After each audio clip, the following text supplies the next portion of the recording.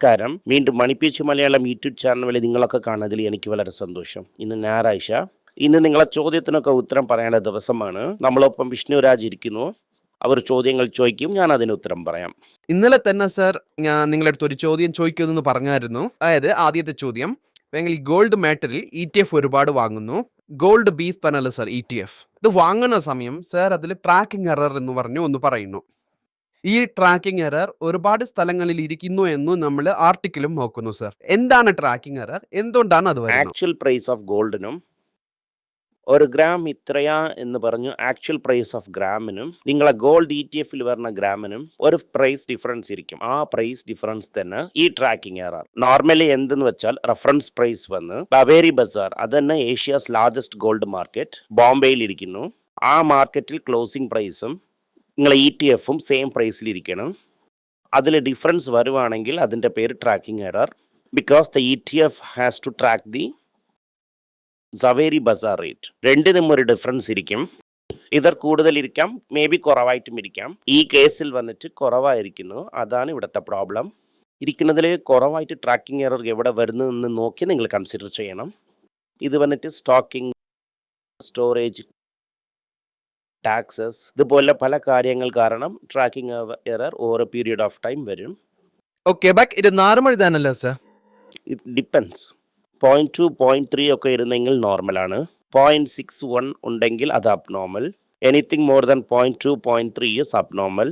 ഈ tracking error എന്ന് പറയുന്നത് മാറുമോ ഇല്ലെങ്കിൽ ഒരേ പോലെ മാറും. ആ ഡിഫറൻസ് ഇരിക്കും അല്ലേ? അതെ, ആ ഡിഫറൻസ് ഇരിക്കും. അതിന് നമ്മളപ്പോൾ ട്രാക്ക് ചെയ്യുന്നത് നമ്മളെ സേഫ്റ്റിക്ക് നല്ലത്. അതെ, നിങ്ങൾ അതിനെ ട്രാക്ക് ചെയ്യുന്നത് നിങ്ങളെ സേഫ്റ്റിക്ക് നല്ലതാണ്.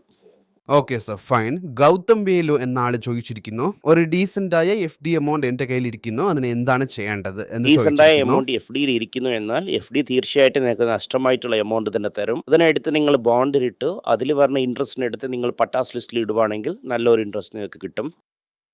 അടുത്തത് സർ, കാരക്കുടിയിൽ ഇരിക്കുന്ന ഒരാൾക്കാർ ചോദിച്ചിരിക്കുന്നു, എൻ്റെ അടുത്തിരിക്കുന്ന കാശിന് മാനേജ് ചെയ്ത് എൻ്റെ അടുത്ത് എക്സിസ്റ്റിംഗ് ആയിരിക്കുന്ന കടനൊക്കെ അടയ്ക്കണോ എന്നും ഞാൻ തീരുമാനിച്ചിരിക്കുന്നു. ആ കാര്യം ഞങ്ങൾക്ക് കൈക്കൂടി വരുന്നില്ല.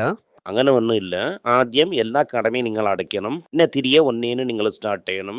ഈ കാശിനെ കയ്യിൽ വെച്ച് അതാ സമ്പാദിച്ച കാശിനെ കയ്യിൽ വെച്ചിട്ടിരിക്കുന്നത് ഇങ്ങനെ ഭയങ്കര കഷ്ടമാണ്. കടൻ വന്നിട്ട് തിരികെ കുട്ടിയിടും. ആ കുട്ടിയിടുന്നതൊക്കെ നമ്മൾ വന്നിട്ട് കെട്ടാൻ പറ്റൂല. നിങ്ങൾ ആ കാശിനെ ഇൻവെസ്റ്റ് ചെയ്യുവാണെങ്കിൽ അതിലിരുന്ന് വരുന്ന കാട്ടിലും നിങ്ങളെ എക്സിസ്റ്റിംഗ് ആയിരിക്കുന്ന കടനിലിരുന്ന് വരുന്ന ആ ഇൻട്രസ്റ്റ് കൂടുതലായിരിക്കും. So it's always better to reduce the loan with capital and restart. അപ്പൊ ആദ്യം കടനെ തീക്കണം, പുറകെ തന്നെ ഇൻവെസ്റ്റ്മെന്റ് കുറിച്ച്. അതെ, ഓക്കെ സർ. പിന്നെ അരുൾ എന്ന ആളെ ചോദിച്ചിരിക്കുന്നു, മധുരയിലിരുന്ന്, എന്റെ മോന്റെ വയസ്സ് 11 അവർക്ക് വേണ്ട ഇൻവെസ്റ്റ്മെന്റ് എഡ്യൂക്കേഷൻ എന്നെ ഇപ്പോഴേ തുടങ്ങണോ? അങ്ങനെ ചെയ്യണമെങ്കിൽ അത് എങ്ങനെയാണ് ചെയ്യേണ്ടത്? നിങ്ങൾ സ്റ്റാർട്ട് ചെയ്യാം. എൻ്റെ പച്ച ബുക്ക് നിങ്ങൾ നോക്കുവാണെങ്കിൽ ബേസിക്കാ ഞാൻ ശാശ്വതിൻ്റെ സിസ്റ്ററിൻ്റെ ഒപ്പം ഡിസ്കസ് ചെയ്ത് തന്നെ അതിലിരിക്കുന്നു. ഒരു ബാങ്ക് അക്കൗണ്ട് ഓപ്പൺ ചെയ്യാം. പിന്നെ ബാങ്കിൻ്റെ ബ്രാഞ്ചിന് വിളിച്ചുകൊണ്ട് പോവാം. ചെക്ക് ബുക്ക് എന്ന് പറഞ്ഞാൽ എന്തെന്ന് പറഞ്ഞു കൊടുക്കണം. ഡെപ്പോസിറ്റ് എന്ന് പറഞ്ഞാൽ എന്ത്, വിത്ഡ്രാവൽ എന്ന് പറഞ്ഞാൽ എന്ത്, FD എന്ന് പറഞ്ഞാൽ എന്താണ്, കാശ് എന്ന് പറഞ്ഞാൽ എന്താണ്. വീട്ടിൽ നിങ്ങളെ ഭാര്യയും ബഡ്ജറ്റ് ഇടണം. ആ ബഡ്ജറ്റ് അവർ നോക്കണം. അവരെ മുമ്പിൽ വെച്ചിടണം. നിങ്ങൾ പിഗ്ഗി ബാങ്ക് ഒക്കെ വാങ്ങിച്ചു കൊടുക്കാം. ഉണ്ടിയൽ, അതിന് അവരെടുത്ത് കാശ് ചേർക്കാൻ പറയാം. വർഷത്തിൽ ഒരിക്കൽ ഉണ്ടിയലിനെ ഉടച്ച് അതിന് എവിടെ ഇൻവെസ്റ്റ് ചെയ്യണം, അത് എങ്ങനെ അവർ പിക്ക് ചെയ്യണം, അതൊക്കെ നിങ്ങൾ സ്റ്റെപ്പ് ബൈ സ്റ്റെപ്പ് പറഞ്ഞു കൊടുക്കുകയാണെങ്കിൽ ഇറ്റ്സ് എ ഗുഡ് ആണ് അവർക്ക്. Okay sir. അടുത്തത് വന്നിട്ട് LNT ഗ്രീൻ ഹൈഡ്രജൻ അവർ കാല് വയ്ക്കാതെ ഇടമേ ഇല്ല സർ. ലാർസൺ ആൻഡ് ടൂബ്രോ ഇതുപോലത്തെ കമ്പനി ഇപ്പോൾ കുറച്ച് എക്സ്പെൻസീവ് ആയിരിക്കുന്നു. അതായത് LNTയിൽ മെയിൻ വാല്യുവേഷൻ വന്നിട്ട് അവർ 1-2 IT കമ്പനി വെച്ചിരിക്കുന്നു. അതും പിന്നെ അവരെ കൺസ്ട്രക്ഷൻ ബിസിനസ്സും. ഇപ്പോൾ ഈ 2026 IPOയ്ക്ക് ഒരുപാട് കമ്പനീസ് പൈപ്പ് ലൈൻ ഇരിക്കുന്നു സർ. ഇത് ഈ മാർക്കറ്റ് ഓവർ വാല്യൂഡ് ആയിരിക്കുന്നു, ഇവിടെ കാശ് ഇട്ട് എടുത്തിട്ട് പോവാം എന്ന ഒരു മെന്റാലിറ്റിയിൽ വരുന്നു. അതുപോലെ തന്നെ വരുന്നു. ഇത് 91 to 95 5000 കമ്പനി പബ്ലിക് ഇഷ്യൂ ഇട്ടു. അതിൽ ഇതുവരെ ഒരു 10-12,000 കമ്പനിയെങ്കിൽ IPO ഇട്ടിരിക്കും. Let's assume that is 15 to 17,000 company IPO ഇട്ട് ഈ പീരീഡിൽ ഒരു 3000 കമ്പനി തന്നെ ഇരിക്കുന്നു. ഇതിപ്പോൾ 2000 കമ്പനി എവിടെ പോയി? അത് കാശിനെ എടുത്തിട്ട് പോകാൻ തന്നെ നമുക്ക് ആവശ്യം പേര് വരുന്നു. സാർ ഇപ്പൊ പറയണ നോക്കുമ്പോൾ ഈ IPO തന്നെ നമ്മൾ ഒരു സംശയത്തോടെ തന്നെ നോക്കണം പോലെ അല്ലേ സാർ? 15,000 കമ്പനിക്ക് മുകളിൽ IPO ഇട്ടായിരുന്നു. ഒരു 500 കമ്പനി മുമ്പേ ഉണ്ടായിരുന്നു. ഇപ്പോൾ ഈ ടാറ്റ സ്റ്റീൽ പോലത്തെ കമ്പനിയൊക്കെ മുമ്പേ ഇരുന്നു. 15,000 കമ്പനിയിൽ വെറും 2,000 കമ്പനി തന്നെ ഇപ്പോൾ ഇരിക്കുന്നു. 13,000 കമ്പനി കാണാതെ പോയി. അവർ പറ്റിച്ചോ ഇല്ലയോ, ഞാൻ നടന്നത് തന്നെ പറയുന്നു. ഇതുപോലെ തന്നെ നടക്കും. History repeats. 2029 ഗോൾഡും S&Pയും അറൌണ്ട് $10,000 നിൽക്കും. എന്നും ഒരു എക്സ്പെർട്ട് പറഞ്ഞിരിക്കുന്നു. What's your opinion on this? $10,000 ഇപ്പോൾ 4,800 ഇരിക്കുന്നു sir. Boss, it's quite possible. അമേരിക്കയുടെ ഗവൺമെന്റ് എങ്ങനെ പോകും അതിനനുസരിച്ചാണ് ഇരിക്കുന്നു. അമേരിക്കൻ ഗവൺമെന്റിന് അടുത്ത ഇലക്ഷൻ വരും, അടുത്ത പ്രസിഡന്റ് വരും.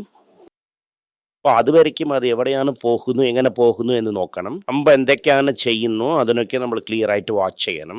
ഡോളർ ഇതേ ട്രെൻഡിൽ വീക്കൻ ആകുവാണെങ്കിൽ ഡെഫിനറ്റ് ആയിട്ട് അവർ പറഞ്ഞത് നടക്കും. സർ, ഇനിയൊരു സംശയം. ഇപ്പോൾ റുപ്പി വാല്യൂ ഇങ്ങനെ തന്നെ ഡിപ്രീഷിയേറ്റ് ആയിട്ട് ഉണ്ടെങ്കിൽ ഇങ്ങനെ പോയിക്കൊണ്ട് 91 തൊടുന്ന ലെവലിലേക്ക് വന്നു. 91 പൊട്ടു. ഓക്കെ സർ, തൊട്ടു.